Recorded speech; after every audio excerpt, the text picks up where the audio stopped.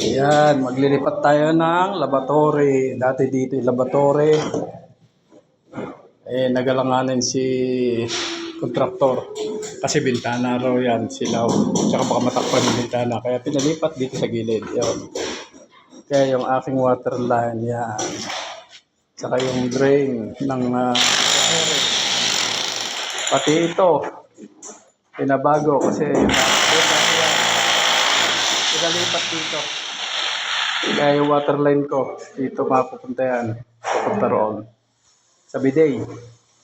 Yung shower naman, hinukay ko pa. Dahil yung nag-asinta, pinakabila doon sa bakal.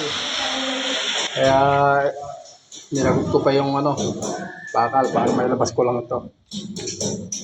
Ayan. Tapos tinapalan ko na rin bago ko dugtungan. Kwan lang naman to guys, bali telephone shower lang naman. Lahat ng kwan dito, force telephone shower. So yun lang guys, thank you.